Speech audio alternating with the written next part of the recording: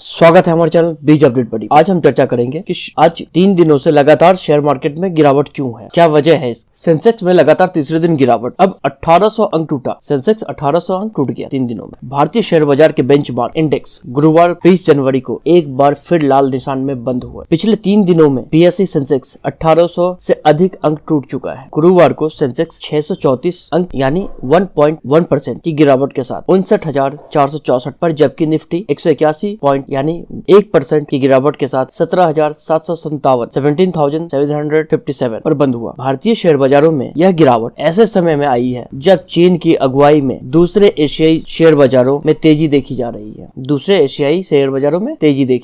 चीन अपने यहाँ रियल एस्टेट डेवलपर्स पर लगाए कुछ पाबंदियों में ढील देने जा रहा है, जिससे वहाँ के ढहते रियल एस्टेट सेक्टर को मदद मिल सकती है। इसके चलते चीन सहित सभी एशियाई शेयर बाजारों में बड़े पैमाने पर तेजी के साथ कारोबार देखा जा रहा है। हालांकि इसके बावजूद भी भारतीय शेयर बाजार लाल निशान में बंद। यहाँ तक अमेरिकी स्टॉक फ्यूचर में करेक्शन के बाद दिन की शुरुआत तेजी से होने का असर भी भारतीय बाजार पर नहीं दिखा। आइए जानते हैं कि शेयर बाजार में आज गिरावट के पीछे क्या प्रमुख कारण बने रहे। नंबर 1, बॉन्ड यील्ड में बढ़ोतरी। अमेरिकी ट्रेजरी बैंडों की अगुवाई में ग्लोबल सरकारी बॉन्ड यील्ड में इस हफ्ते आई तेजी उछाल ने निवेशकों को सोचने पर मजबूर कर दिया, जो अभी तक पर्याप्त मात्रा में लिक्विडिटी के आदी हो गए, जो शेयरों की कीमत को बढ़ा रहा है। डीलर ने कहा कि बॉन्ड यील्ड में बढ़ोतरी ने निवेशक को ग्रोथ को लेकर उनके अनुमानों को फिर से जांचने और कम जोखिम वाले असेट की तरफ फिर से पैसा ट्रांसफर करने के लिए मजबूर किया है। अमेरिकी फेडरल रिजर्व द्वारा साल 2022 में 3 बार ब्याज दरें बढ़ाए जाने का अनुमान है। पहली बढ़ोतरी मार्च में होने की उम्मीद। इसके चलते बॉन्ड यील्ड में बढ़ोतरी हुई है। विदेशी निवेशकों FIP की तरफ से बिकवाली। ग्लोबल बॉन्ड यील्ड और बाजार में अस्थिरता में बढ़ोतरी ने निवेशों विदेशी पोर्टफोलियो निवेशकों को भारत जैसे अधिक वैल्यूएशन वाले बाजारों में अपने निवेश को कम करने के लिए मजबूर किया है। जनवरी के पहले सप्ताह में कुछ दिनों के विराम के बाद विदेशी निवेशकों ने एक बार फिर से शेयर की बिकवाली तेज कर दी है। पिछले 5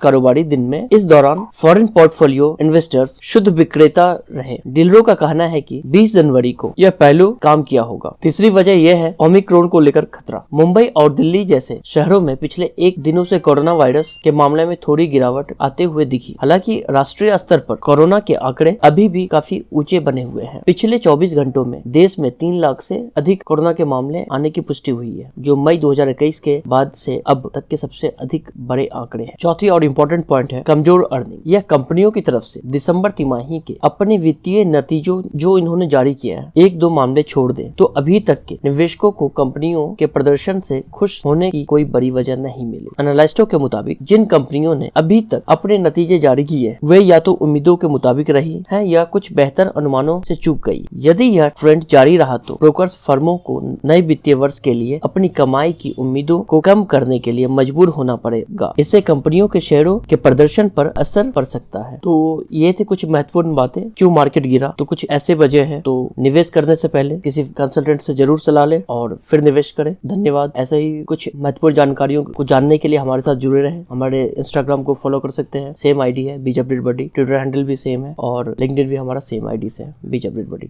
धन्यवाद।